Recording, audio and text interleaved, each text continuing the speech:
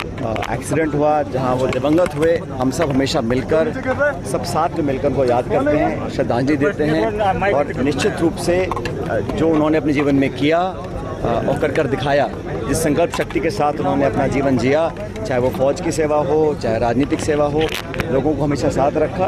और उनको आज हम याद करते हैं। मैं अपनी तरफ से और सब लोगों की तरफ से उनको याद करता हूँ, स्मरण करता हूँ, श्रद्धांजलि देता हूँ और उम्मीद करता हूँ कि आने वाली पीढ़ी उनके काम से, उनके संस्कारों से प्रेरणा लेकर आगे देश को बढ़ाने में हमेशा मजबूती से काम करती रहेगी। सब सरकारी कार्य से लेकर क्या कहोगे लगातार? सबसे पहले तो आप जानते हैं राज्यसभा के चुनाव चल रहे हैं और समय सीमा से ठीक पहले हमारी मध्य प्रदेश की प्रत्याशी मीनाक्षी जी का जो नामांकन है वो अवैध रूप से उसको कैंसिल किया गया। ये बड़ा प्रत्याशित है कि एक राष्ट्रीय पार्टी का जिसका बहुमत हो उसका नामांकन बिना किसी कारण के कैंसिल किया जाए। और मुझे खेद है बताते हुए कि मीनाक्षी जी जो कारण बताए गए हैं कि उन्होंने कुछ तथ्य छिपाए थे वो सरासर झूठ हैं।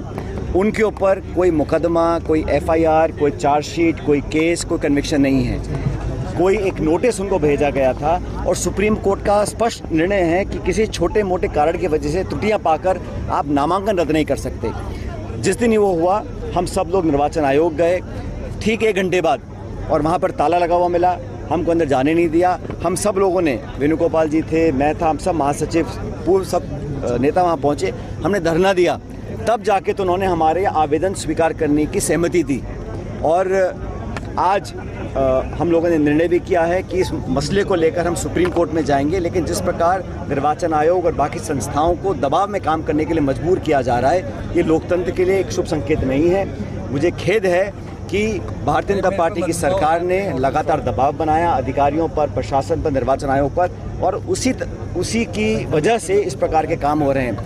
पहले एसआईआर हो, वोटर लिस्ट हो, अनियमितताएं हो, उसका विवरण पूरा देश जानता है। लेकिन अब आप विपक्षी पार्टी का नामांकन रद्द कर दें, ये पहले कभी हुआ नहीं है और मुझे लगता है बहुत बड़ी साजिश है। लेकिन हम न्यायपालिका में भी जाएंगे, लेकिन देश को जागरूक करेंगे किस प्रकार से भारतीय जनता पार्टी अपने विरोधियों को नाजायज़ तरीके से दबाने की कोशिश कर रही है। बाकी राजस्थान और प्रदेश में जो चल रहा हम देख रहे हैं, भ्रष्टाचार के इतने सारे खुलासे हो रहे हैं और ये सरकार आंखें बंद कर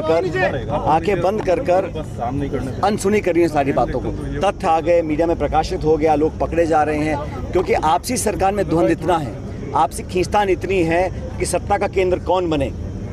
इस मसले को लेकर लगातार सरकार में असमंजस बना हुआ है और पूरे देश की जो प्रदेश की जनता है वो पीड़ित है। लूटपाट हो रही है, अत्याचार हो रहे हैं, गोलियां चल रही हैं, बलात्कार हो रहे हैं, महिलाओं, दलितों के साथ, किसानों से पूरा शोषण खुलेआम हो रहा है। और आप जानते हैं कि ग्रामीण क्षेत्र में अब नरेगा बंद कर दी गई है और एक नई योजना का नाम से चालू कर रहे हैं। लेकिन ग्रामीण विकास में योजनाएं जो स्वीकृति होती है वो सब ठप पड़े और मुख्यमंत्री जी और सरकार बोलती है कि किसान साल में सिर्फ 20 दिन काम करता है। तो लगातार किसानों की अनदेखी हो रही है। मुझे लगता है कि सरकार बहुत जल्दी अपना इकबाल खो चुकी है। जनता इंतजार कर रही है, चुनाव करा नहीं रहे, ना छात्र संघ के करा रहे, ना पंचायत करा रहे, लगातार फटकार पड़ रही है। सुप्रीम कोर्ट आदेशित कर रहा है, फिर भी बहानेबाजी कर चुनाव टाल रहे हैं क्योंकि जनता का आक्रोश झेल नहीं पाएंगे। जनता मन बना के बैठी है कि भाजपा को जिस विश्वास का हमने वोट दिया था वो बिल्कुल टूट चुका है और लोग पहले मौके पर कांग्रेस को दोबारा सत्ता में देखना चाहते हैं।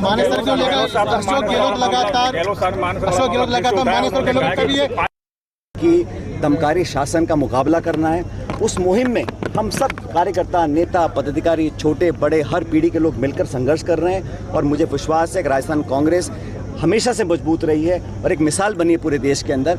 उस परिपाटी को हमें आगे बढ़ाना है। साहब आप कोई भी नेता कुछ भी बोल दे रहा है, लेकिन आप स्नेह की बात क्यों करते हो? पूरा कई बार बुरे यूपी का नेता कुछ बोल दिया था, गहलोत साहब भी कई नेता स्टेज पर बोलते हैं। देश के सामने इतनी बड़ी चुनौतियां हैं।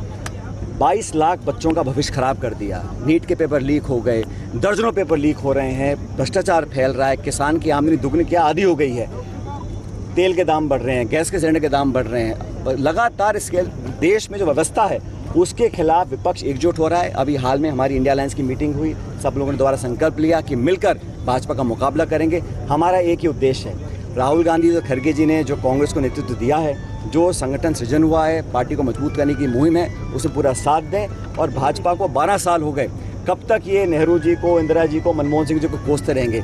इन 12 सालों में अपनी रिपोर्ट कार्ड पेश कर जनता के सामने जाएं। चुनावों से डर रहे हैं, सुन लीजिए, चुनावों से वो डर रहे हैं और जनता ने मन बना लिया। अब जो विपक्ष है वो मजबूती से आगे बढ़ेगा और भारतीय जनता पार्टी कितनी कोशिश कर ले, कांग्रेस पूरे देश में मजबूत है और सबसे मजबूत गहलोत साहब मान के मामला फिर से उठाया, उन्होंने कहा कि 5 साल को माफी मांगनी चाहिए। उन्होंने कहा कि वो राष्ट्रीय अध्यक्ष बनना चाहते थे लेकिन उनकी साजिश हो गई। मैंने उनका वक्तव्य सुना और